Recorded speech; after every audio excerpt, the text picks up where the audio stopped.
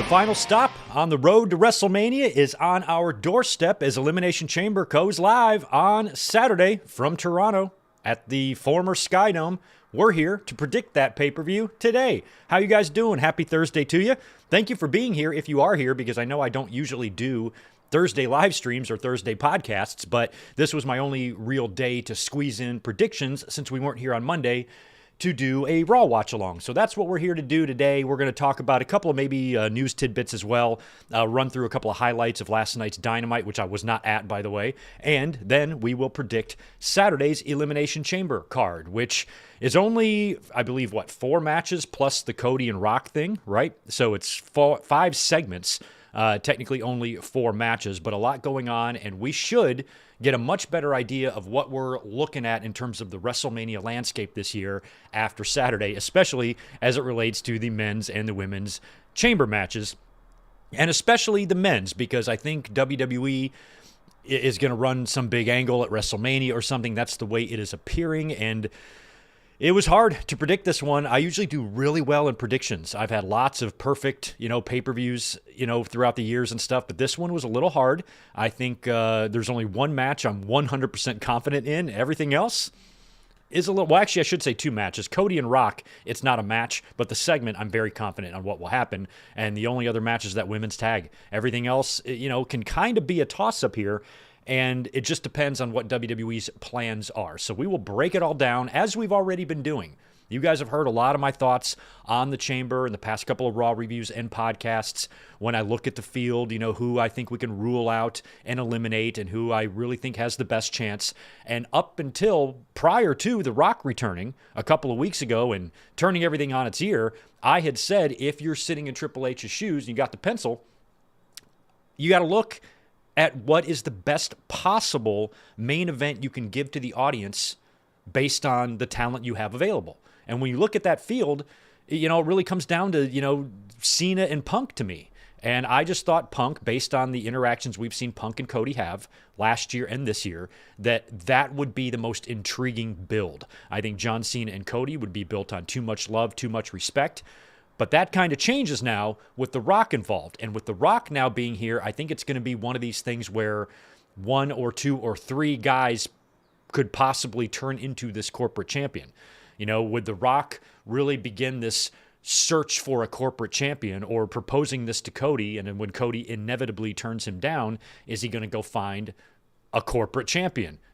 In a different one instead? Why bring up this angle if that's not what you're going to do? So I think maybe at WrestleMania we might get a main event where we know somebody's going to turn. We just don't know who. And what if it's a triple threat? What if it's Punk, Cody, and Cena? And Cody goes into this match not knowing which one of these 2 guys, is going to join up with The Rock, and maybe that could add a fun element and would be a way to, I guess, justify a multi-man match. A lot of people are like, no triple threats, no 4-ways, nothing like that. And I understand that philosophy totally. I think 3-ways and 4-ways can be lazy, sometimes. But there are also situations where they would fit. So maybe something like that's going to happen. I'm not really sure yet. But like I said, when we predict that match, I'll kind of let you know what's in my head with that. And you guys can let me know in the chat how you feel about it and who you think is going to win this, because it really is hard. I'm just hoping that whatever they give us at WrestleMania is good, and I've had my doubts about Cena, even though he's plastered all over the promotion of this thing, front and center right there on the pay-per-view poster. Feels like he's going to win, but I don't know. I just wasn't feeling it from Cena. Apparently after Elimination Chamber, he is scheduled to be on TV very often between now and WrestleMania, so he will be on TV a lot. He's not going to be doing the part-time thing all year, but I just have my doubts, I was hoping Cena would come back with a tan and with shorter hair and just kind of look more like the Cena of old, and instead he looks like Crispin Glover fucked Sheamus. I don't know how to describe it. So I'm not sure about Cena, and I didn't want Cena and Cody until The Rock came back.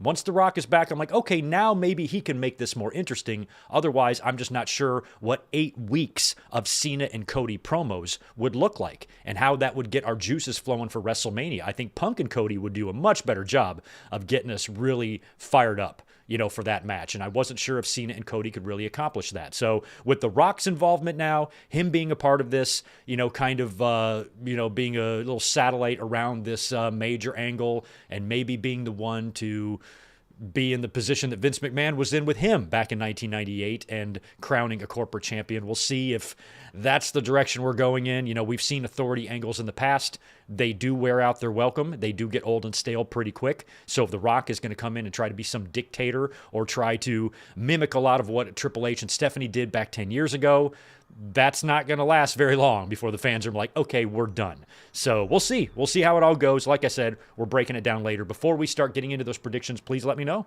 what you think is going to happen. And once we get to it, we'll check out the chat and see what you guys say. We're going to open up here, like I said, with not much news. I don't really have anything of significance to talk about. Obviously, there's a lot of little news. Layla Hirsch's contract wasn't picked up by AEW. Lex Luger had a really good interview with Chris Van Vliet that I invite you guys to watch as well. Maybe a couple of other things, but nothing really super newsworthy that we're going to spend a lot of time on. We're going to pretty much talk about the Elimination Chamber and WrestleMania and whatnot. I'm going to say hello to everybody in the chat right now. Before I do, let me let you know what we got planned for the week. First of all, this coming Saturday, 2 days from today, we're going to be here watching Elimination Chamber together and do a review. So we'll be here all Saturday afternoon watching the pay-per-view. We will stick around on Saturday as well and do a review. I thought there was a chance I was going to miss Elimination Chamber because of all my, frequent doctor visits. I'm kind of going heavy duty in my treatment right now. So I've been, missing some work here and there, and I kind of thought I was going to have to maybe miss Elimination Chamber and make myself available for work. What I did instead was I missed Dynamite last night. It was right here in Oceanside. I was going to go. It's just, with everything going on with me, it wasn't a matter of affordability. It was a matter of responsibility. And I just went into work instead. I'm like, I need to do the right thing and just go into work. They didn't need me. I want to be there. They've been incredibly supportive through all of this. And so when it really came down to it, I had to make the adult decision to not go to Dynamite last night. I was all set to go. I was going to buy tickets yesterday, like 3 hours before the show. And I'm like, okay, I'm going to go. Found front row seats, a little bit expensive, but not too bad. I'm like, cool. Me and Elizabeth are going to go. I went to go pay for them. And then I didn't realize you had to buy 3. And I'm like, fuck, I can't just buy 2 tickets. And no other seats were really worth it to me. I wanted to be front row. So for about a half an hour, I thought I was going to Dynamite last night. Went to go pay for the tickets and then realized I had to buy 3. And I'm like, well, I guess I'm going to work then. I didn't bother getting any other seats. I just went to work. Now, that allows me to be available on Saturday for the Elimination Chamber. So I kind of had to basically pick one or the other. And I chose Elimination Chamber. I might still go to Revolution. I don't know. It's coming up here in LA a couple weeks, so I might go to that instead. Still trying to figure all that out. A lot going on with me. Unfortunately, was not at Dynamite last night, and it looked like a fun show. Oceanside is a 20-minute drive up the road for me, not far at all. So I was a little bit bummed about missing that, but I think I'm going to be really happy to be with you guys here on Saturday. Also, on Sunday, it's WrestleMania season now, and for those of you who've been following along with our watch-alongs for the past few years, we've been avoiding all of the bad WrestleManias, and we've watched a lot of WrestleManias over the years, all the good ones, the 3s, 17, 6, all the great WrestleManias we've seen, but we haven't watched any shitty ones. We haven't watched WrestleMania 1, WrestleMania 2, WrestleMania 9, WrestleMania 11, and we're going to be watching them all this year, starting with WrestleMania 9 on Sunday. So we're going to watch Hulk Hogan steal the WWE title from our great champion Yokozuna and our former great champion Bret the Hitman Hart in a disgusting display to close out WrestleMania 9 in Las Vegas. So we'll be watching that on Sunday as we kick off our Mania watch-alongs. We're also going to be here this coming Monday because we're going to have Elimination Chamber Fallout, and I'm really curious how all of that is going to look on Netflix. So we're going to be here Saturday, Sunday, and Monday, doing streams in addition, of course, to today. So it's going to be a busy weekend. Make sure you subscribe and all that jazz. Super chats are open, memberships are open, and all the info on Good Mic Work stuff down below in the description. All right, now I can do shout-outs maybe, and then we'll get into stuff. Yeah, let's do some shout-outs. Let's start with Zane G, channel member, Isaac as well. I'm going to hit the channel members first. Zane G and Isaac. Let's say hi to Jay Richter, Ryan Adams, Mr. J. We have Jay again. Ryan Adams got $5 super chat for us. Thanks. What's up, Greg? Have you watched or listened to Luger's interview with CVV? It was really good. I've listened to about 20 minutes of it. That's all, not the whole thing, but I just recommended you guys go watch it a second ago. Also good to see Fox Star Killer and Chris Ludek. I think Cody stays face and Cena sells his soul. I do not. I do not think that's going to happen, but we'll talk about why. Zach Powgett is here as well. Thank you, channel members, for being here. Also, good to see Ryan Dempsey, Ben Espinoza, Rodrigo. We got DJG. We have Denny Downbad, Dan Price. Roman Stone is here as well, along with Shell Shock. Good to see you. Sonic Plays. William Cullen. Did I miss anybody? Anyway, anybody else coming in? Hello. Thank you for being here. And I think I've hit all the shout-outs for the moment. Yeah, I've had a lot of people, and don't get me wrong, I like the idea of John Cena turning heel, but how does anybody think that's logical? He's going to turn heel 10 months, 8 months before he retires? After 20 years of being a Tito Santana babyface, he's now just going to turn around and retire as a piece of shit? I mean, I think it would be ironic as all hell, and maybe that's something John Cena wants to do on his way out. I never gave the fans a heel turn, so let's give it to him at the end. I can appreciate that. But man, that would be weird for the legacy, you know, to do that right at the end. If John Cena had another 5 years left, great, turn heel, no problem. But the fact that he's, unless he's pulling a Mark Henry, unless he's heel in December and he's like, psych, I'm not retiring, I was just jerking your chain for the whole year just to get your money, then that could work too. But I cannot see John Cena turning heel and then hanging them up in December. Does he want to go out being booed? No, he doesn't.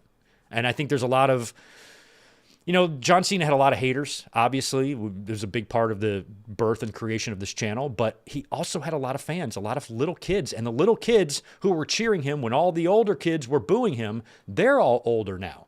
And that he could be their Bret Hart. You could have a lot of grown men, or young adults in the audience crying when he retires because he was their favorite when they were a kid. We all can relate to that type of stuff. So I'm not saying I hate the idea. I just don't think, based on what we've seen from Triple H so far as a booker, he's infinitely better than Vince McMahon. And there's a lot of things about WWE that I like a lot more than 3 to 5 years ago about WWE. But you can see things about Triple H that are a little bit concerning too. He is not the perfect booker, and one thing he does do, I think, is play it a little bit safe. We've had a lot of wild and crazy ideas in the last couple of years since Triple H's been in charge for WrestleMania finishes, SummerSlam finishes, returns, heel turns, things like that. None of it has happened. He hasn't done anything crazy. The craziest thing he did was just bring CM Punk out at the end of Survivor Series, which was super shocking, but wouldn't it have been more shocking if he did a run-in and attacked somebody? Triple H is conservative, so I just don't think doing something that extreme is something that Triple H does. I would like to be wrong. I hope we get the swerve of a lifetime, but even me, I'm not even totally sure if I want to see that. I think it'd be fun, but I would be so concerned about like Cena's legacy, like that's going to be the end of it. That's how you're going out. It doesn't seem right to me, so we'll talk about it though. We'll talk about it. I mean, unless he turned heel just for a portion of the year and then he went out a babyface. Austin did that. Austin turned heel at WrestleMania 17. By the night after Survivor Series, which I was at that Raw, by the way, he was babyface again. So that was, 8 months, 9 months, something like that. So I guess maybe Cena could do something like that. But why? Oh, Danny Huckins is here lurking. So's Foxes Never Quit. Seth heel turn, maybe. I could see that, but I think Seth has got to work with Roman Reigns. And I do like the idea of Seth and Cody. That was a match I pitched like a year ago. Before we even got to WrestleMania 40, I said next year, if Cody wins the title from Roman at 40, next year he should drop it to Seth because Seth put him over 3 times when Cody came back, including that crazy Hell in the Cell match. And Seth sacrificed his own title and some of his career and health to help Cody win that championship. So I thought it would be only fitting if Seth was the one to wind up beating Cody for that championship. And that could still wind up happening if Cody retains at Mania and Seth gets past Roman. I think those two are due for another collision course. But I don't know if Seth really being The Rock's corporate champion, not, you say the storyline is confusing, but Seth teaming up with Rock and turning heel would be more confusing, because one thing about Seth is his character hasn't been very confusing. He's been very, very steadfast in where he stands on this. Cody, Sami Zayn, everybody else, Jey Uso, everybody else has kind of come around and made up and kissed and made up with Roman. Not Seth. He thinks those guys are idiots for doing that. He is adamantly against Roman and the bloodline and everything they stand for. And there's no way that he would sell his soul to The Rock based on everything that we know of Seth's character right now. Just doesn't seem like that's something that he would do. Cena would be crazy as well, but maybe Punk makes sense. If you can't beat him, join him. Punk was very angry about Dwayne coming in and taking his potential WrestleMania main event away from him in 2013. And now that he's back, Rock is here again, hogging up main events. Maybe Punk is like, the only way I'm going to get my Mania main event is to sell my soul. Maybe cash in that favor with Heyman, who might have a little pull from The Rock left over from the Bloodline days. Heyman makes it happen. Punk gets added to the match. Boom, you turn heel at WrestleMania. Whatever they do, I don't know if we're going to get the full-blown heel turn or the answer of who Rock's corporate champion is going to be at the end of Elimination Chamber. They might save that for the end of WrestleMania and do like a WrestleMania 17 type of thing. So anyway, lots to talk about. Ryan, thank you for the 10. Luger answers about Miss Elizabeth. I did see that part and was really thoughtful and heartfelt. So I think you will like his explanation of it towards the end of the interview. I saw that. There was a few clips floating around today on social media as well, and I did see that. And I've had a lot of thoughts about Luger and Miss Elizabeth, but he's lived with a great deal of remorse, and even though it's just horrible and you're very disappointed in how that all happened and Luger's lifestyle and behavior. Miss Elizabeth made her own decisions too. She's a grown woman. And Luger has done his best to really, try to make amends, try to make the most of what's left of his life. And DDP's been working with him, and he's been standing up out of the wheelchair and stuff. And I'm thinking that a Hall of Fame induction is coming for Lex. I really would like it this year while he's doing so well. A whole nother year from now, you could do it. But this year would be great. Demolition, Lex Luger, both of them, all three of those guys, I think, should go in this year. And maybe DDP, he can be texting Triple H. How about you put Lex in? DDP was instrumental in getting Scott Hall in. So, maybe he can do the same for Luger. Sad situation indeed, and I will check out the rest of that interview with Lex. Looked pretty good. All right, anyway. No wrestling news to get into, like I said, or like nothing major. I talked about the Layla Hirsch, contract not being picked up. And I think Julia is injured. That's why they're fast-tracking the Julia-Stephanie Vaquer match. Just tidbits. Nothing really that I really wrote down. Although I do want to offer condolences to the family of Gene Hackman. Gene Hackman, legendary Hollywood actor, and his wife and their dog were all found dead. Late or yesterday, I guess. I stay up super late, so I was up at like 3:30 in the morning last night. So I saw this news as it was breaking, and that's just heartbreaking. No foul play is suspected. It might have been like a carbon monoxide type of thing or some sort of gas leak or something that killed them all. But he was 95 and an absolute legend. So Lex Luthor is reunited with Superman, and that's a shame to be 95 years old and to have your death be shocking. Like that's not. He lived a long life, and I'm so happy that he lived 95 years, but shit, he could have made it to 100. So we don't know what happened yet, I don't think, but definitely sounds like some sort of a carbon monoxide type of deal or something like that. Otherwise, for all three of them to die or for both of them to die along with the dog, and for there to be no foul play, or any suicide, like nothing like that, it sucks, and that's weird. So get your CO2 detectors out and put him in your house. Rest in peace to Gene Hackman, total legend, and such a shame that he went out like that. Let's talk just briefly. Like I said, Dynamite last night here in Oceanside. I was all set to go and then did not go. And it turned out to be a good show from what I could see. We had Hangman Page beating the crap out of Aaron Solo and more stuff with him and MJF. And that match so far is, well, no, there's a lot of good matches already for Revolution, but that's one of the top ones that I'm the most interested in. And I think Hangman Page is, just basically overall the best character AEW has. And I think that whole entire company should build themselves around Hangman and Swerve and Ospreay. For sure. Those three. Maybe another one. Who else? There's some good talent over there, but man, you get that core center. You know, WWE used to have a top 5. You know, back in like 96, it was Brett, Shawn, Taker, Diesel, Razor. Get your top 5, build around them, do your thing. The Outrunners, in a fucking horrible finish, defeated Lance Archer and Brian Cage. This was a number 1 contenders match for the Hurt Syndicate's tag team titles. And they did the deal, and this would have been such a good opportunity to kind of, you know, get the Outrunners an opportunity here, but the finish was so fucking bad. They did the deal where I think it's Lance Archer and one of the Outrunners, and the Hurt Syndicate's music plays. And one thing I think I would love to do without both companies do this. Like whenever you use theme music in some sort of an interruption or a run-in, the talent in the ring like freezes. What? What's going on? I'm like, bitch, you're in a wrestling company. You're a wrestler. You're a professional wrestler out here every week. Somebody's music hitting should not startle you. If anything, you should remain focused and know that this type of shit happens all the time. You got opponents in the ring, number 1 contenders match here on the line. You can't paralyze yourself with fear over an entrance and then allow your opponent to give you one of the worst schoolboys in the history of schoolboys, or just like basically a backwards roll-up, and pinned Lance Archer, and the Outrunners got the win. They are new number 1 contenders match, and they got the assist from the Hurt Syndicate's entrance music and 3 guys coming out to the stage. So now it's going to be Outrunners and Hurt Syndicate for the titles.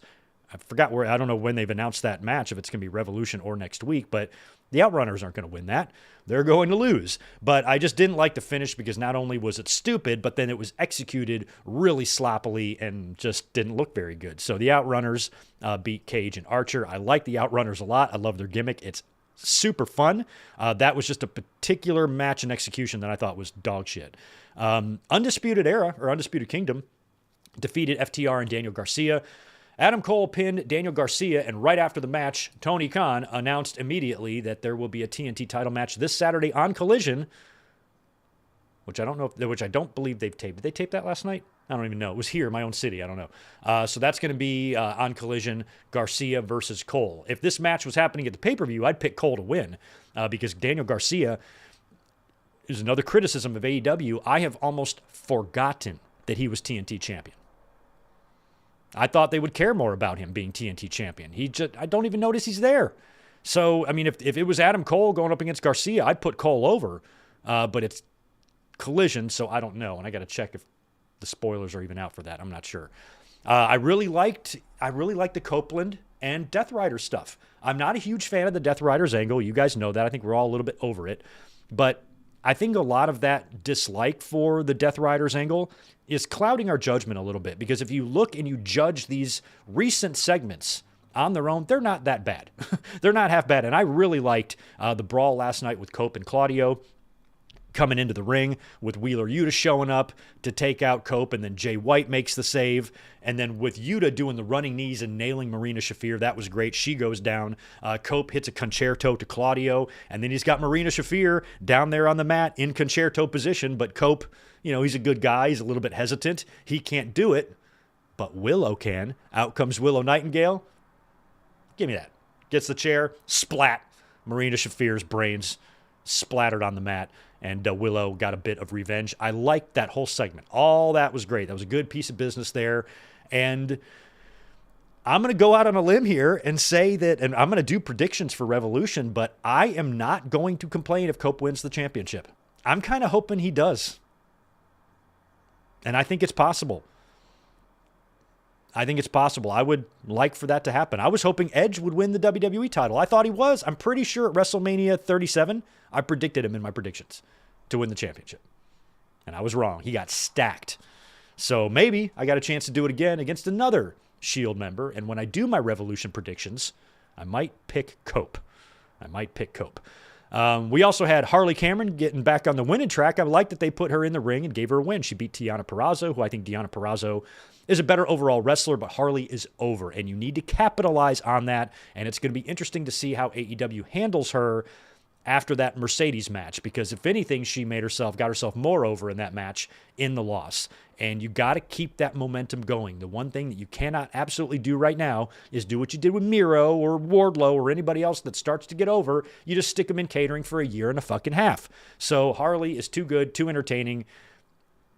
And I like that she's kind of getting wins now, but, she's also incredibly entertaining just in backstage segments, whatever you have to have her out there doing. Just capitalize on it in the right way is all I ask, because I don't want to see Harley lose this momentum. She is, in a world of wrestling that's just overwhelmingly negative, at least on the IWC portion. You go to wrestling shows, AEW, WWE, people are having a blast. So everybody's keyboard warriors. The negativity is more behind a computer screen rather than in person. But with all of the negativity that is out there, Harley Cameron is somebody that should bring a smile to everyone's face, no matter how much you love one company or hate the other, no matter how much of a dickhead you are, no matter how much of a nice person you are, men, women, young, old, adult, child, everybody should like Harley Cameron. She's awesome. So she got a win last night over Deanna, and I hope they just keep it rolling with her. I don't need her to be a belt holder or anything like that. It's not like I need her to immediately win a championship or anything. I just need her to be featured and be a big part of the show because she's entertaining. Fans want her. I want her name chanted. I want fans to cheer for her, that type of thing. So you don't, like a lot of fans like, oh, they should have pulled the trigger and have her beat Mercedes. I don't care about that. I didn't need her to beat Mercedes. She's had she had one victory? And then fans were acting like it didn't make sense for her to not win. What the fuck are you talking about? Yes, it did. I'm fine with her losing to Mercedes. I just don't want her to disappear from TV or for her to lose momentum. And it seems like they're continuing to roll with her. And let's hope Tony Khan doesn't fuck this up. And finally, we had Konosuke Takeshita. This is one match that was great. My God, what a banger. But it was predictable. There's no way they're not going to give us Takeshita and Kenny at Revolution. That's going to be the match. Kenny's facing the winner here. OC won the number one contenders match last week, and he lost here to Takeshita in a really good match, but in a match that I didn't really think was difficult to predict. So sounds like it was fun in Oceanside last night. All right, let's start talking about the Chamber. Before we do, let's get some Super Chats out of the way. We have Ryan Adams dropping in another very generous $50 drop. You are running away with the Super Chat Championship this year, bro. Thank you so much for that. Punk and Cody happens at Mania, and earlier in the night, Roman loses to Seth, so Heyman is sad or pissed, but during the main event, Heyman pulls a Vince a la WrestleMania 17 and helps Punk win the belt, and we go off with Heyman, Punk, Rock as a unit. Yeah, that could be like Punk with the Wise Man and then Rock as their the dictator that they're in the pocket of. That could work. Punk going heel would make more sense to me than Cody or Cena going heel, to be honest. Cody will absolutely go heel and he will dye his hair black. That will happen. But we're like a year off from that. So I wouldn't do it yet. He's selling too much merch. Kids still love him. He will deviate from that, but he's still riding the wave, so I wouldn't do it right now. Punk, on the other hand, I think if anybody would make sense the most, it would be him between those three anyway. Punk realizing, too, that this might be his only opportunity to be in the main event of WrestleMania. And that's one thing we have to keep remembering because WWE has mentioned this. CM Punk has mentioned it. He has a dream. He has an ultimate goal of main eventing WrestleMania. So that's one reason why I'm not sure if he's going to win the Chamber. Because if he does, then what does that mean for the favor? That's why I ruled him out of the Rumble, I think. I don't think I had him winning the Rumble. I forgot who I predicted to win the Rumble. I might have predicted him. I forgot. But I kind of had him ruled out of the Rumble for the same reason. I'm like, he's got that favor. So I feel like the favor would come later. Like either he gets put in the Elimination Chamber match, but he already qualified for that, or he gets put in the Mania main event.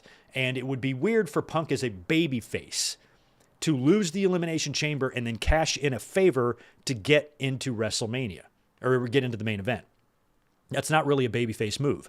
And then if Punk wins the title, he's going to celebrate like he accomplished something. No, you cashed in a favor. Somebody gave you a favor to get you in there and then you won. That's more of a heel thing. So Punk's favor, unless WWE, unless they put that favor angle in place before their current plans are now coming together and now we're like, shit, what do we do about this favor?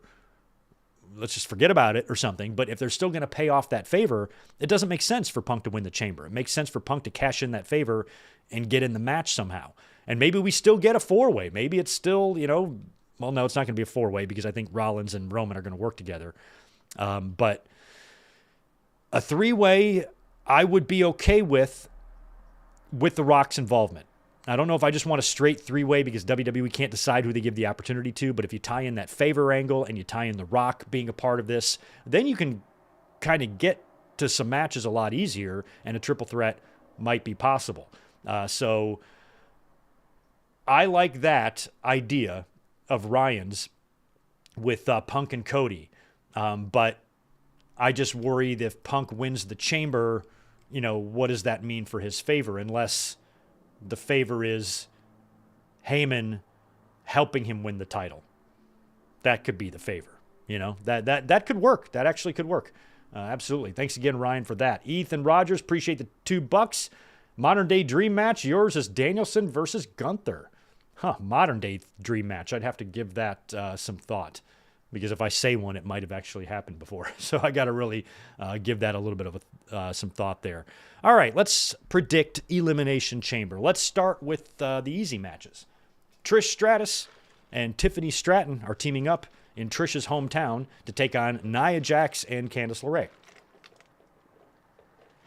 Who do you think is going to win that match in Toronto? I do. It's going to be Trish and Tiffany. They will definitely beat Nia Jax and Candice. We'll see if Charlotte is out there or if her stupid music plays and she walks down there and sits there or not, but she may or may not get involved. Sami Zayn versus Kevin Owens. This is an unsanctioned match.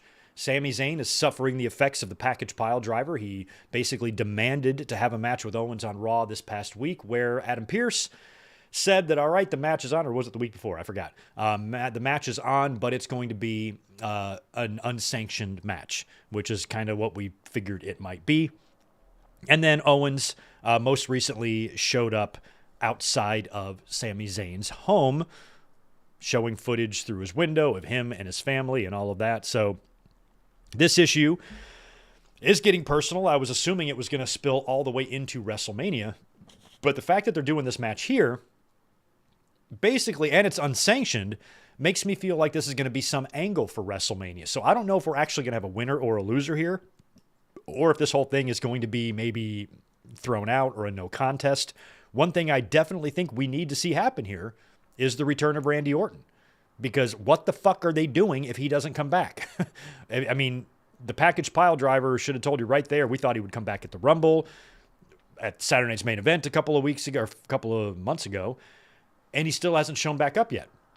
So now this has got to be it. I suppose he could still show up on TV leading up to Mania to put the Owens and Orton match for WrestleMania, but I feel like that's the match you have to do based on the package pile driver.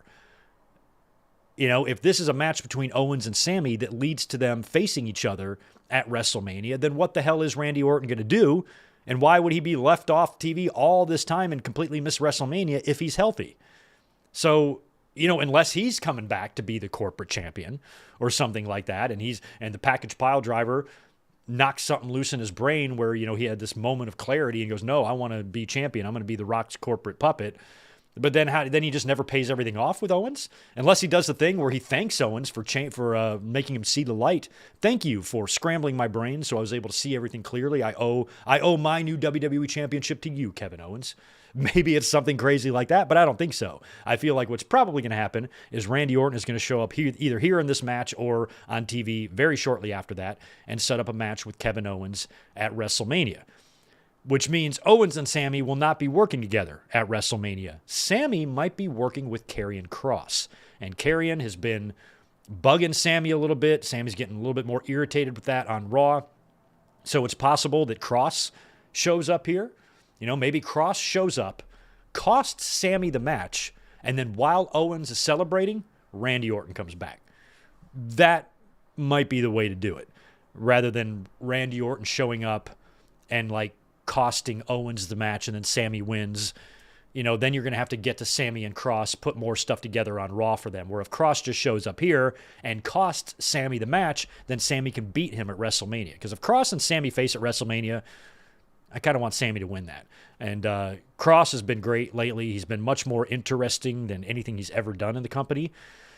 And a lot of people might feel like he should beat Sammy, but I just feel like being in a WrestleMania match against Sammy is good enough. So I would put Sammy over there unless Sammy wins here. Unless Sammy wins, then I think Cross will beat him. But if they have my scenario, Cross comes out, screws over Sammy somehow, Owens wins. Owens is celebrating or mocking Sammy or maybe, going to do more damage to him. And then Randy Orton comes out.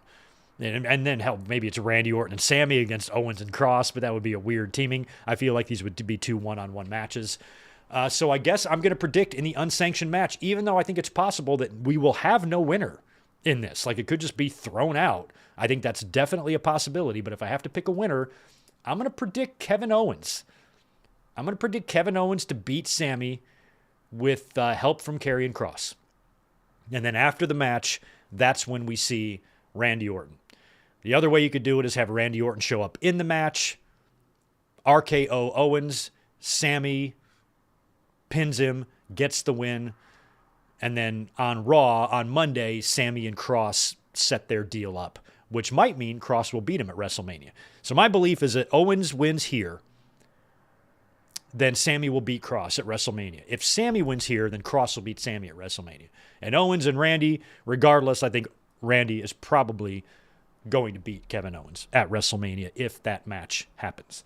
Let me read this quick super chat from Jonathan. Thanks for the $5, my friend. Randy is going to go full 09 mode and hunger to punt KO. Yeah. I think based on the amount of time that Randy Orton has been incapacitated here, that a punt is definitely in the future of Kevin Owens. 100%. I agree. Mado, Kross, I used to think sucks. I was didn't really care much about Kross. Never did anything for me. I really liked him when he first came into NXT, but the minute that Adam Cole completely eviscerated him on the mic, to me it was over. And then he shows up on Raw in the Dominatrix outfit and gets beat by Jeff Hardy in 10 seconds. He was done. He was done. It's taken him a long time to get back to me saying, okay, you can see he's good. They wouldn't keep him around if he was completely useless. He can talk. He does have the potential to be a really good, interesting character, especially somebody, backstage going around getting people's business and, having a lot of ulterior motives and things like that. I am going to give Kross a chance. I'm going to give Kross a chance because if you haven't seen improvements in him, then you don't pay attention. So I'm going to give Kross a chance. Trust me, if he sucked, I'd be right there saying, yeah, he sucks. But I just try to be a little bit more honest on this channel, and I've definitely had my criticisms of Kross. I just don't really have any right now. I'm liking what he's doing. All right. Women's Elimination Chamber match. It is going to be Alexa Bliss, Liv Morgan, Naomi, Bianca Belair, Bayley, and Roxanne Perez. The winner of this will challenge Rhea Ripley at WrestleMania for the Women's World Championship. This coming Monday on Raw, Rhea Ripley defends her championship against Io Sky in a match that all the way back on the January 6th Raw, they teased that we would see. And I kind of thought that that was maybe a WrestleMania match, Rhea Ripley and Io Sky. And if that's what they did, I would be fine with that. But they kind of got away from it. And now Rhea is giving Io a title shot on Raw. So it's possible, because I've seen this thrown around, it's possible that they do something where Rhea Ripley defends her championship against the winner of the Chamber and Io Sky. Now, Io Sky got screwed over once already in her championship match, right? And I think that was because of Rhea Ripley. Or in her Elimination Chamber qualifier. That's what it was. She got screwed over in the qualifier. So if she gets screwed over again, they could use that as a way to create a triple threat. I would not do 2 triple threats. I wouldn't do Rhea and Io and the winner of the Chamber and do Punk, Cody, and Cena. I wouldn't do that. So I think one of the Chamber matches could result in a triple threat, not both. So that idea of Io being in the WrestleMania match could definitely happen. On Monday night, if the winner of the Chamber interferes in that in any way and screws over Io, I could envision a scenario where Adam Pearce is like, well, you caused this, now you're going to have to face both of them. or to the chamber winner. Now your chances of winning the title is going to go down from 50% to 33 and a third percent chance. And you are not a genetic freak and you are normal. So 33 is all you got. So that would essentially piss off the chamber winner and, wouldn't really help Rhea's chances either. So you'd have to do it in a way to where it would, number one, make sense for everybody. And maybe it's a situation where Rhea Ripley understands that EO got screwed, and say, okay, I agree. I'll do it. That's what Cody would do. I'll take everybody on, that type of thing. So you could see that in the chamber, but I kind of hope we don't. I do wonder where that's going to leave EO Sky. I do think that there's a really good chance for that whole scenario for there to be a three-way. But when you look at the chamber competitors, Alexa Bliss, Liv Morgan, Naomi, Bianca, Bayley, and Roxanne. I'm going to eliminate Roxanne. She won't win. I'm going to eliminate Bayley too. She just had a run with the title. I'm going to eliminate Naomi. Those three out for sure. Leaving us with Bianca Belair, Liv Morgan, and Alexa Bliss. Now, a lot of people are picking Liv Morgan.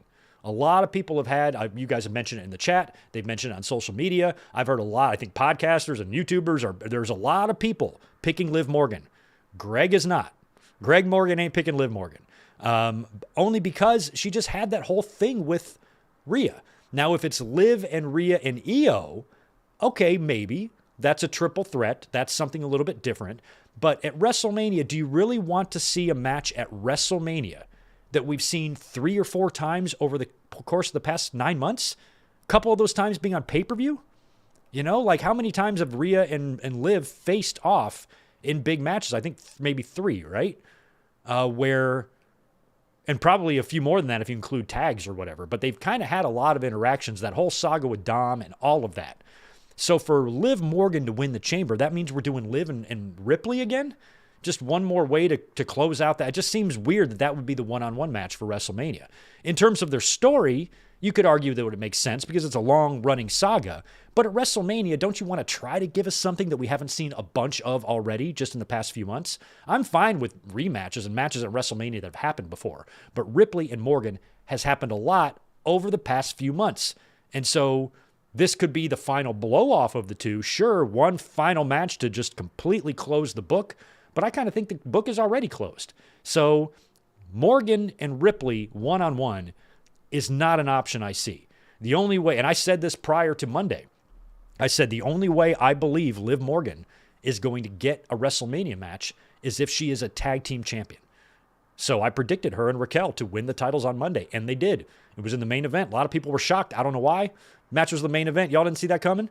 Seemed obvious to me they were going to win the titles. And they did. So now that she's a tag team champion, she's going to get on the Mania card. I don't think the US and IC for the women's is going to be defended, but the tags will. So Liv Morgan now has a WrestleMania spot solidified. So she doesn't need to be in the championship match because then what's she going to work double duty? Is she going to defend the tags on night 1 and then work the triple threat on night 2 or work against Ripley on night 2? I just don't see that possible. So I'm going to rule out Liv Morgan, leaving us with Bianca Belair and Alexa Bliss. Alexa would be interesting because she could play some mind games with Rhea. Obviously, Ripley is going to, physically be dominant over her. She's bigger. She's stronger. She could beat the shit out of Alexa Bliss. But Alexa can play the mind games. But Alexa is kind of going to be on SmackDown, right? I think. And so if she's going to be over there doing Wyatt 6 stuff, I don't know how that works if Ripley is on Raw. Not that they still can't go back and forth. I don't know how that works with Alexa Bliss, especially if they went through the trouble of putting her on SmackDown, because I believe they did, right? So if they went through or has she been on Raw? Where the fuck has she been? But I feel like if they went through the trouble of putting her on SmackDown, it would be weird to move her right back to Raw to do the Ripley build. They would have just kept her on Raw all along. But maybe she has been on Raw. Where have I seen her backstage? Which show? Maybe it actually has been on Raw. So if she's on Raw, then she definitely has a chance to win. Somebody answer that so I can help my my thought process here on that. And yeah, Ryan, thank you for the $5. Don't forget about Jade costing Naomi or Bianca or both. Yes, true. We could see Jade coming back in, and that's another big part of this. That's why I was going to get to Bianca Belair next. And that whole Jade Cargill thing is hanging over our heads. Now, I think the most obvious choice here would be Naomi for the person who attacked Jade. I don't think it was Liv and Raquel. And I pitched an idea where it would be Bianca and she would cut the braid off and turn heel and be a badass and join up with Montez and Dawkins and create this badass heel faction, but she's not going to do that. And at this point, if it was revealed to be her as the attacker, I don't know if Jade Cargill is going to have... She's been off TV for so long. She barely, was in the ring much at all when she came in. She's doing a lot of work at the PC. I don't know if WWE would trust Jade in a one-on-one match at WrestleMania. Trust her in the ring, I mean. So Bianca and Jade would be a huge match, but Bianca would have to go heel for that to happen. So it sounds like Naomi and Bianca might be a WrestleMania match. And a week ago, I had said that we will not see a women's singles match that doesn't feature a title. We just won't get that at WrestleMania. Maybe we will. If Naomi is revealed to be Jade's attacker, then you do Jade versus Naomi, and Jade gets the win. Big WrestleMania win for Jade upon her return. And maybe that'll be a little bit easier of a match because you can put it on, second or third, night 1 or 2.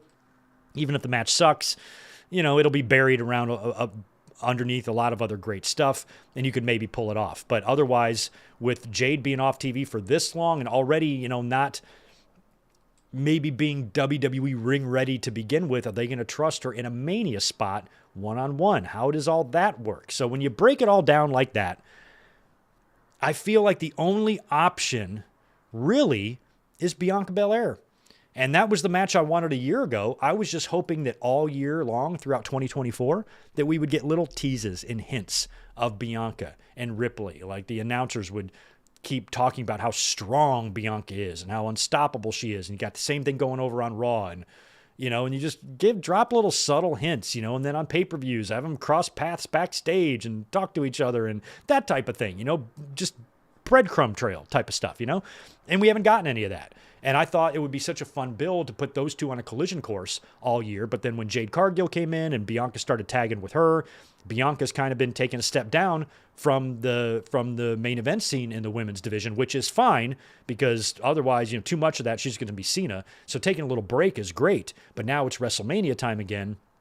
And Bianca Belair to me just seems like the most logical opponent for Rhea Ripley. I wish they were building this more as an ultimate dream match because Bianca and Ripley should main event any pay-per-view, including a WrestleMania. And if this was built better, I think they could. They could definitely make a case for this year, especially if they've been kind of teasing this the whole time. But they haven't. Word on the street behind the scenes, this is the match WWE is considering doing.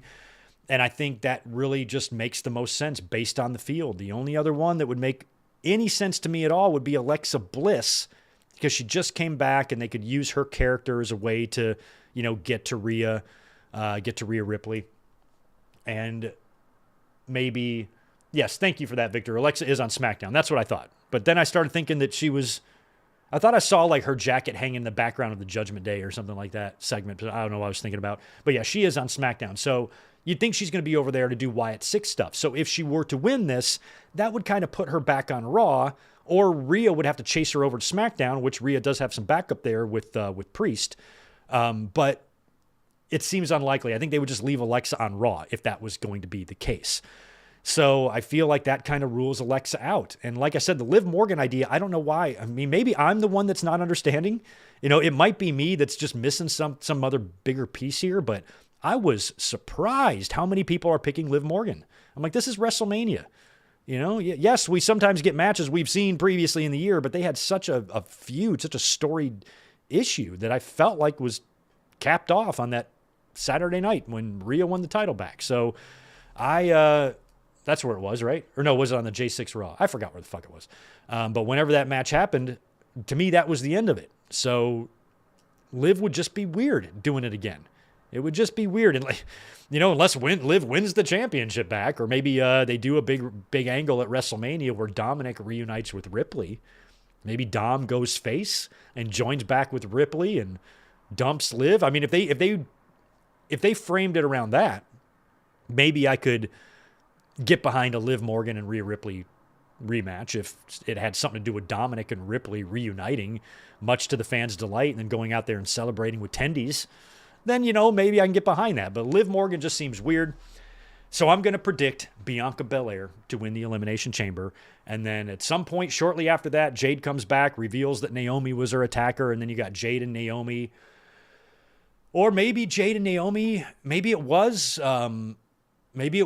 Morgan and Raquel who attacked Jade. So Jade comes back, teams up with Naomi, and the two of them go after the tags. So maybe it's a way to transition Jade into a new tag team and getting Bianca out, turning Bianca and Jade into Naomi and Jade. And so Naomi got to hold the tag team titles of both of them. Would be kind of interesting. But Naomi probably will be the one to turn heel. We'll see. But I'm going to predict Bianca Belair in the chamber. Who y'all got? Anybody else have anyone else other than Bianca? Yes, Bianca is on SmackDown. Yes, but that would be an easy move to Raw. Because with the chamber, you can have somebody on the other show win, just move them over. What would make Alexa Bliss weird is that she just came back, and they made the point of moving her to SmackDown. So if she was going to be the projected winner, I would have just kept her on Raw. So that's kind of why I don't think it's going to be Alexa. But Bianca can just move over to SmackDown, especially if Jade comes back. And then her and Naomi have got a thing to do because Naomi was the one that was revealed as her attacker, or the two of them want to team up to take on Liv and Raquel. That can happen on SmackDown because that's a floating championship. So Liv and Raquel can go over to SmackDown for a while. Bianca can go over to Raw and build her match with Ripley. So I think Bianca on SmackDown wouldn't be as much of a hurdle as Alexa on SmackDown. Oh, okay. It was the Finn Balor. Okay, thanks, Zane. It was the Balor demon that I saw. Okay, I thought I saw like the Fiend jacket or something like that. I don't know what the hell. I have a terrible memory. Don't listen to me. Okay, Dayback has question marks. It's Liv. It's going to be Bianca and Naomi against Jade. What, a handicap match? What are you talking about? No. It's Liv. You guys are crazy. It's not going to be Liv Morgan. Liv Morgan's not going to win the chamber. If she does, the first thing I'll do in the review is say, I was wrong, Liv won, but she is not going to win the chamber. I've been watching wrestling for 40 years, and I don't ever speak with too much confidence. And so many people, it's going to be this person's going to win. I'm like, oh, they are? Are you on the booking team? Then shut the fuck up. Yeah, a lot of people have Liv at least down to the top 2 or 3, so I shouldn't rule her out, but her winning the tag team title should be so telling to you guys. Because if Liv Morgan was going to go into WrestleMania, win the chamber, and face the champion, they wouldn't have had her win the tag titles on Monday. She wouldn't be she's not going to win 2 titles now at WrestleMania. And then I think the tag titles, like I said, have a much better chance of being defended than the IC or the US for the women. So Liv isn't going to do double duty either. So when she won the tags, to me, that rules her out of the Elimination Chamber. That's the way I looked at it. So in 2 days, we'll find out who's right and who's wrong. Cody, I was going to do the men's chamber next, but I'm not. I'm going to do Cody Rhodes and The Rock. Cody Rhodes and The Rock. Cody is supposed to answer The Rock's challenge, or The Rock's offer, The Rock's proposal to become his corporate puppet, his corporate champion, so The Rock can take him to heights that he's only dreamed of. And I think Cody has already reached pretty high heights. I think this angle has the potential to add a lot of improvement to WrestleMania, especially with the main event. There's potential here for a big angle.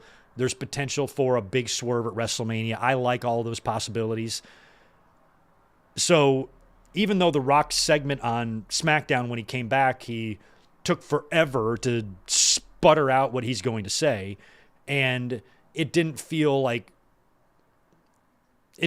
that intriguing. But I think what the result will be intriguing. And Cody Rhodes on Monday showed up on Raw, right, to cut a promo, and you already know what his answer is going to be. His answer is going to be no. Cody Rhodes will not accept the Rock's offer. He's not going to show up at Elimination Chamber, shake The Rock's hand, hug him, and then go into Mania as the heel champion. There's just not going to happen. So Cody's character shouldn't really be wrestling with this decision. There should be nothing to ponder and to mull over here for Cody Rhodes. Cody Rhodes' character should already know when he was in the ring on Monday, speaking to the audience, he should already know what his decision is. And if that decision is no, like we all expect it to be, why is Cody obliging The Rock? Why is Cody, the WWE champion, allowing The Rock to dictate when he shows up and what he does and when he gives his answers? And I was very disappointed on Monday night that Cody didn't say, The Rock, I mean, obviously there's a reason he didn't say this, is because they want The Rock and Cody segment at the pay-per-view to drive views and drive ticket sales. I understand that, but I would have kept Cody off Raw, because Cody, if I'm in Cody's shoes and I know 100% that I'm going to tell The Rock no, I'm not waiting to the chamber. I'm going to get on the mic and say, Rock, I don't do what you say. I'll give you my answer on my time when I feel like it. And I don't need to think about it. I don't accept your offer. Go fuck yourself. I'm not going to be your corporate puppet. You can kiss my ass. Why didn't he just say that on Monday night? So the fact that they brought him out there was, I think, a bad decision. Obviously, it gives Cody on the show, yay, but it doesn't make sense for Cody's character. Does he really need to go home and spend the rest of the week, like, is he in his tour bus right now, just talking about it with Brandy? Gee, Brandy, what do I do? No, he knows what he's going to do and what he's not going to do. Cody's character is not that, kind of like fragile and wishy-washy. I think he's got some doubts in his head. There's a mental aspect to Cody's character that I think he does sometimes listen to what people in promos across the ring from him are saying, and maybe some of that is getting to him a little bit, and that could be a segue into what will be a future heel turn in, 9 months to a year from now. But in terms of right now, Cody should not have to really think. I mean, maybe they're trying to tie in how him and The Rock are friends now and all that, and so Cody really has to think about this. But The Rock was pretty clear in his promo, the way he was just shitting on the crowd, and he's just an asshole. You don't have to be a rocket scientist to be able to determine that man is an asshole. So why would Cody even for a second even consider The Rock's proposal here? So I feel like on Monday, he should have just given his decision right there. But he's going to wait. We're going to get it at the chamber. And my prediction is The Rock will be told no. Cody will say, absolutely not. I say no. And we'll see what happens there. We'll see when this segment happens. My belief is that it needs to happen before the men's chamber. But maybe it's the main event. I don't know. I think it should happen before the men's chamber. And then you'll go into the men's chamber and see what happens. Now, you could have The Rock show up in the chamber and help one of those 6 men win, and that person is going to be his challenger to take down Cody, and it's going to be Rock and him versus Cody. Or they're going to wait and reveal who has joined up with The Rock at WrestleMania. It might be better to wait and do it at WrestleMania to get the big angle, the big closing show moment, something like that. Or, maybe we get it right at the end of the chamber. It depends. Here's what we have for the men's chamber: Drew McIntyre, Damian Priest, Logan Paul, John Cena, CM Punk, and Seth Rollins. That's quite the field there. Now, we talked about this a lot. Like I said, before The Rock came back, I looked at those 6 men and I said, Punk gives us the more intriguing build than any of those men. More than Drew, more than Priest, more than Paul, more than Seth, it's Punk. We've seen that in the interactions between Cody and Punk on TV. That's a match. That's going to be great. But when The Rock came back, it kind of changed everything now to where now I think maybe Cena could be more of a possibility, and so could Seth Rollins, but I think they're really the only ones. Now, with Drew McIntyre and Damian Priest, McIntyre could do the heel turn, definitely, and join up with The Rock and win the title at WrestleMania. That could be done. But I feel like Drew McIntyre and Damian Priest, a lot of fans think that might be a step down for Drew, but at least you've got the story there. Drew McIntyre lost his championship to Damian Priest last year at WrestleMania. This would be a good rematch, run it back. Drew gets his win back from last year. And so even though that might be a little bit disappointing for Drew and maybe Priest, it's all WWE really has for them on this show, unfortunately. So Drew and Priest at WrestleMania, I'm going to cancel those 2 out. I'm also going to cancel out Logan Paul. Do not want him winning. Plus, he's already had a match with Cody, so that was in Saudi Arabia, right? So that won't happen. Seth Rollins would make sense. Seth Rollins would fit But he had that whole thing with Roman Reigns after the Royal Rumble. They wouldn't have gone through the process of having Seth Rollins double stomp Roman's face into the mat, knocking him out of WrestleMania championship contention, and then not turn around and do the match. So I think maybe since Rollins, I forgot who eliminated who at the Rumble. Did Punk eliminate Seth and Roman? Is that what it was? So, maybe Roman comes back in and eliminates both, because he was kind of jawing with both of them. So I feel like Roman Reigns could show up at the Chamber and eliminate Seth Rollins somehow, or do something to him that screws him over. Maybe attack him before the show and then get in the match somehow. I don't know. Or maybe Roman comes in and screws over both Punk and Seth Rollins, because there were rumors of having a Punk and Rollins and Roman triple threat match at Mania, but I don't really want that. I would rather have Seth and Roman one-on-one, or Punk and Roman one-on-one, or even Punk and Seth one-on-one. But I think Punk and Seth, they're going to save that. Seth will get his win back, but Seth might be the one to beat CM Punk for the championship if Punk is the one that, turns heel. So I like the idea I had earlier. I think the only way I can think that this would make the most sense at this point is actually for John Cena to win. For Priest and Logan and Drew, eliminate them. John Cena wins the Chamber. Roman Reigns shows up and does something with Seth, setting up their match. And something happens in the match that kind of screws over Punk. Maybe Roman, when he comes out to get him some of Seth, inadvertently fucks Punk over too. Or maybe on purpose. Either way, Punk gets screwed, Seth gets screwed at the hands of Roman Reigns. So Cena now wins the Chamber, and he's going to WrestleMania to face Cody. Now you can start looking at that favor. That favor that Paul Heyman owes to CM Punk. Punk might cash in that favor to get himself added to Seth Rollins and Roman Reigns, so it can be a triple threat and he can get some of Roman and get revenge.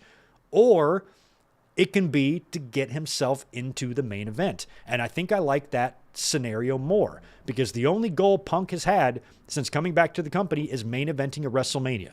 This is going to be the best chance he's ever going to have at doing that, given his age and the fact that he's actually healthy and he missed last year. He's been gone from the company for 10 years. Coming back now, this would be his only way. And if he gets screwed in the Chamber, he could cash in that favor maybe with Paul Heyman, who might have some leftover pull with The Rock, getting Punk added to the match, and then Punk becomes the corporate champion. I just feel like in a scenario like that, it would be telegraphed, like you'd see that coming. Punk's cashing in a favor. Now he's in the WrestleMania main event without having to win the Rumble or the Chamber. Seems unfair.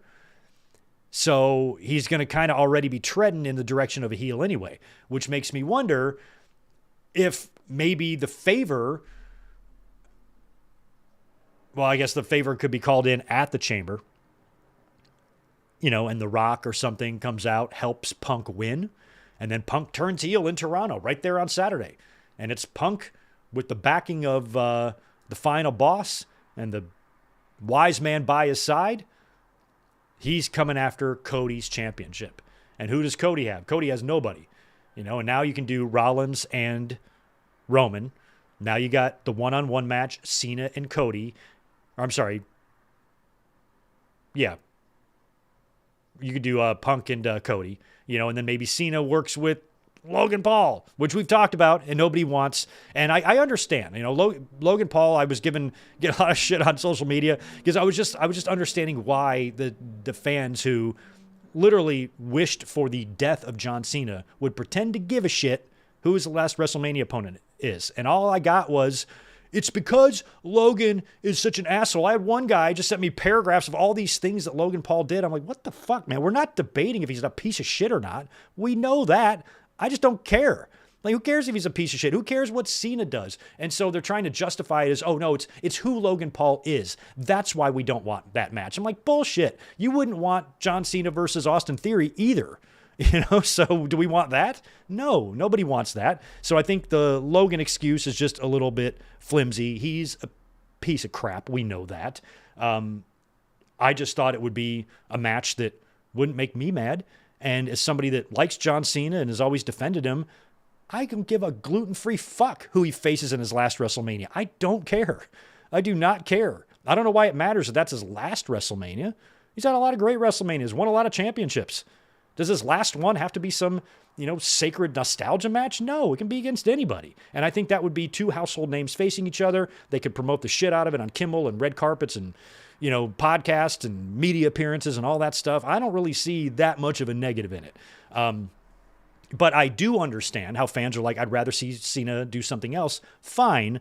But it's just funny that these same people with John Cena as a homo all over their fucking social media, 10 years ago, now care about how he goes out. No, you guys were assholes 10 years ago. You're not going to be able to be, be picky now. So if you ever wish Cena to die, you shouldn't give a fuck who he wrestles. It should not concern you at all because you wanted him dead. So why do you care? Why do you care? Why do you care? Stop pretending you care.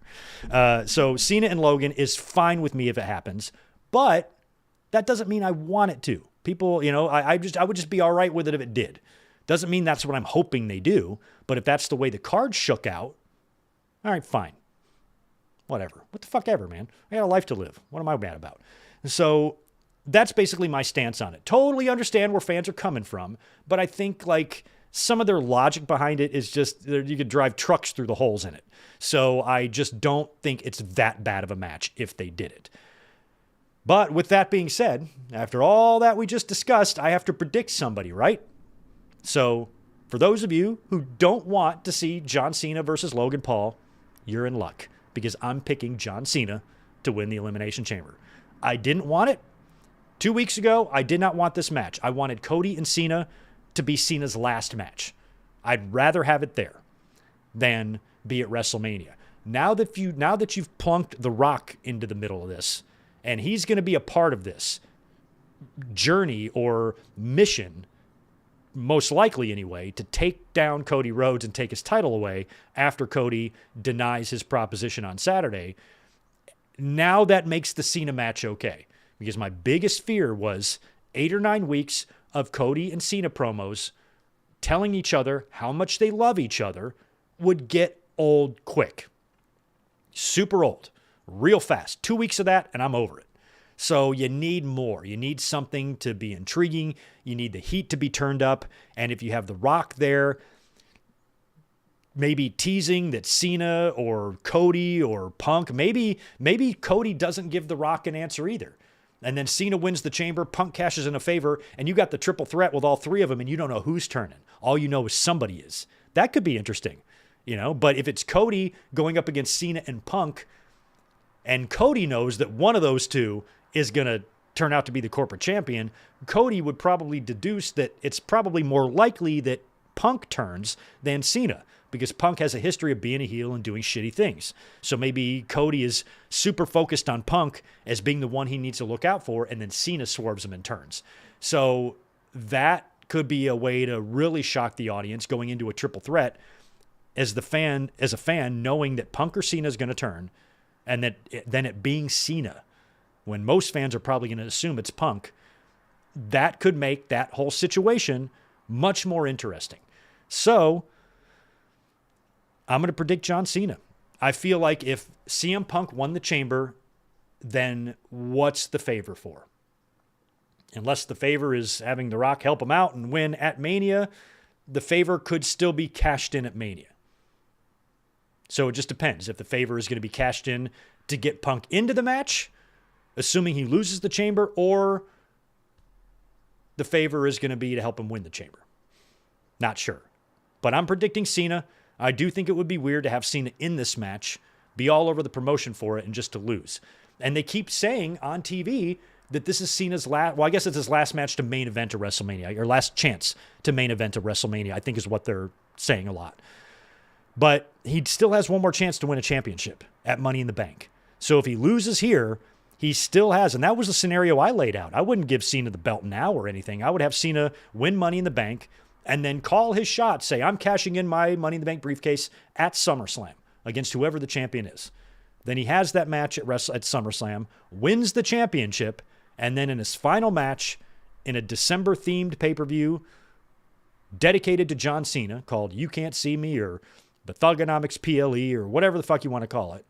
Cena defends against Cody in his final match. He either retires a champion or he passes the baton and he puts Cody over. I would like that scenario more than maybe WrestleMania. But now that The Rock is here, that's changed things, and it's made me a little bit more interested in Cody and Cena, where I was not interested in it really yet prior to that. So John Cena it is. Just to recap, Trish and Tiffany over Nia and Candice LeRae. I forgot who I predicted in Sami Zayn and Kevin Owens. I'm going to predict Kevin Owens to defeat Sami Zayn. I think that's what I predicted there. I'm going to predict Bianca Belair to win the Women's Chamber. I'm going to predict Cody Rhodes to tell The Rock no. And I've got John Cena winning the Elimination Chamber that should set us up for WrestleMania. Cody and Cena, and perhaps CM Punk getting thrown in the middle of that. So if Cena winds up winning and Roman screws over Rollins, then Punk is, I feel that guarantees a triple threat of some kind. Because who's Punk going to work with? So if it's either going to be Punk, Rollins, and Roman, or Punk, Cena, and Cody. That's my belief, as Tito is dreaming down here. He's twitching and dreaming. But we still could get Punk winning the Chamber, facing Cody at Mania, and then the favor being tied into that. Then we would get Rollins and Roman, and then we would get Cena and Logan, which I know nobody wants. But it's going to shake out one of those 2 or 3 ways. So I think in the end of the day, I'm going to go ahead and predict Cena. I'm not confident, but I'm not confident about Bianca either. But I feel like they make the most sense from where we sit right now. And it would be cool in the Chamber, and I think this has a good chance of happening, for John Cena and CM Punk to be the final 2. I think that's what they're going to do. I think Seth is going to get knocked out earlier. I really think Roman's going to have something to do with that. And I think Punk, I'm going to make one more prediction here. I think Punk is going to eliminate Logan Paul. Or Logan could eliminate Punk, and now we got Logan and Punk at WrestleMania. Oh, God. We could get that. We did see them interact on Monday night. We could get Logan Paul and CM Punk at WrestleMania. I wouldn't want that. I'd prefer it one of the other ways. But, yeah, we'll see. There you go. Predictions done. Juliet, thanks for that. I could see Layla Hirsch going to TNA after AEW. Yeah, me too. She'd do well there. Zane's got 5. I understand your point, Greg, but no one wanted Kurt Angle versus Baron Corbin at WrestleMania 35. Yeah, they didn't. That was pretty awful. Yeah, I just think like the fans are so quick to to complain. So I just think it's weird. I just think it's really weird and hypocritical to dislike somebody so strongly and then pretend to care how their last WrestleMania match should go. Now, you lost that right. You lost that right years ago by wishing another human being dead because they won fake wrestling matches. Think of the mentality it takes to be that fucking dumb. So those are the people that I'm not going to accept these criticisms from. I'm like, fuck you. You were a complete dick a decade ago about this guy. Slobbering, red-faced, drooling mad because he won fake fights. And now you're going to care about how his legacy is preserved? Fuck you. Fuck you. Not you, Zane, but, people like that. So, no, I get it. It's like I'm like that with her. I try to see everybody's side. Like, I get it. Like, I get what the fans were saying. But when that one fella on Twitter was, like, writing me paragraphs of all these things Logan has done, I'm like, I'm aware of what he's done. I'm aware of his crypto shit and his suicide forest stuff. I know all that stuff. I'm not stupid. I'm not debating he's a piece of shit. He's there. You can't get rid of him. Logan Paul's there. He's signed his life away to WWE endorsement deals. We're not getting rid of him. So he ain't going anywhere. And it's a lot of times about what can draw the most interest and bring the most buzz and media attention. And I think a Cena and Logan match would do that. But it's starting to look like that's not even going to be a problem. So we should likely stop worrying about it. Unless Cena does not walk away on Saturday as the winner, then I feel like that's going to... If Cena does not win the Chamber, I feel like the only other match for him is Logan Paul. It's not going to be Randy Orton. Randy's going to be doing Kevin Owens stuff. And if fans want some just throwback nostalgia match for Cena, I don't know. Not for Mania. I actually think, you could do Cena and AJ. But I think Braun Breaker is setting up a big multi-man deal for his title. So I suppose you could do Cena and AJ if you wanted at Mania or something like that. There's other options for him. But since it is his final Mania, I'm starting. I was rejecting it. Everybody was telling me it's going to be Cena and Cody. I'm like, no. And now I'm kind of starting to see it. So I'm gonna stick with John Cena. Right on. All right, guys, that's going to do it for me today. I got to head out of here and go to work. So thank you so much for joining us this afternoon. I already have the watch-along link up on the channel, along with Sunday's WrestleMania 9 link. They're both up on the channel right now, so you can go ahead and save those for the weekend. And we'll be here having a blast. Yeah, no, Denny Downbad, you disagree about Cody and Cena's promos being lovey-dovey. Cena will turn up the heat on Cody. Yes, but there's not going to be enough of it. That's I even said that originally. I said they will have their moments. They're not going to completely just make out the whole time. There are going to be parts of their promos that will get turned up a bit. Cena, they will scream at each other. They might even come close to coming to blows, but it's not enough. It's still, even when you have these matches built around respect, Hogan and Warrior wanted to tear each other's heads off, prior to their big match too, so you're going to have some heat between them. It's just not enough. They're too beloved. They're two beloved figures. Cody Rhodes is filling the void that Cena left. He is who Cena was before Cena left. So it's just too much of that similarity. And if you don't have some other outside thing being a part of that angle to kind of give it more interest, I just think that 8 or 9 weeks of those promos are too much. I agree with you that they'll have a couple of moments. They're going to have one that we're going to talk about. That was a fucking great promo. But they're also going to have some that it's just going to be too much talking about Dusty, and there's going to be tears shed on both sides. And, there is. We know both of these guys very well. You're absolutely going to get that promo where they're both going to be crying. So I don't know, man. I don't know. We'll see. We'll see how it all goes. But I appreciate the feedback. Oh, I'm sorry, Zane. Did I miss your super chat? Oh, I missed a couple. Sorry. We're not done yet. We ain't going nowhere. I got super chats to answer. My bad. Don't be leaving. I got a couple from Ryan and one from Zane. Ryan, you sent 10 earlier. Thank you for that, man. I think Tiffany is the only one who might retain at Mania. I would love that. I see Gunther, Rhea, and Cody losing. Also think we're getting Bayley versus Roxanne at Mania. So there's your non-title women's match one-on-one. Yeah, Bayley's going to need to do something. Bayley and Roxanne one-on-one. I don't know. I still don't see it. I think maybe Bayley and Roxanne will just be in a multi-man a U.S. Women's Championship or something. But maybe this year's going to be different. But Bayley needs to get on the card. That's for sure. So that's one way to do it. I care more about Bayley getting on the card than Roxanne. And I would love for them to bring back the Battle Royals or something too, but they'll never do that. Zane, there's your 5. I don't know if you should cover this, but about the asshole fan sending shit to Rhea Ripley's home. Yeah, I did see that. Fans, I think a fan maybe showed up there in person, which has happened before. Fans are fucking crazy. And they are all delusional. You have fans thinking that Alexa Bliss is DMing them, and we've had fans send away and give their life savings away to these catfishing type of deals. It's sad that you get caught up in being obsessed with somebody to that degree where you're stalking them and stuff. And that's a whole video I could do an hour on, just talking about the fucking losers that do that. And 10 more bucks from Ryan. Do a thing like they did with Jericho when Punk kicked him out the door on the Chamber and was ruled out of the match.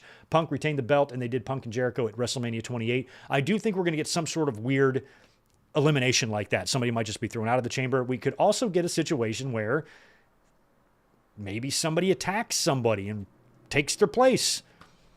That could happen. Absolutely. Maybe Roman comes in and knocks out Seth Rollins. Then he wins the Chamber. Now it's Roman and Cody 3. And then Rollins and Punk can just work together or something. I don't know. But something like that I can see happening. And I also hate the Chamber that has this obnoxiously large door.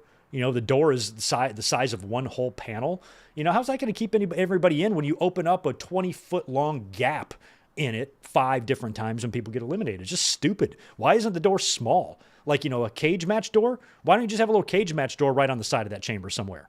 Instead of this big thing. It doesn't, I know it looks intimidating, but you can get out. So I don't understand the big door. The big door is stupid. All right. I think I finally got the the rest of the Super Chat's done. Thanks again, guys. Yes, Jacob and Solo, I believe, one-on-one at Mania. All right, guys, have a great rest of your Thursday. Thank you so much for being here. I will be seeing you at 4 p.m., about 48 hours from now. We'll be here watching and reviewing Elimination Chamber together. It's going to be a fun weekend. Thanks again for everything, and I'll catch you in 2 days for the Chamber. It's going to be wild. Peace.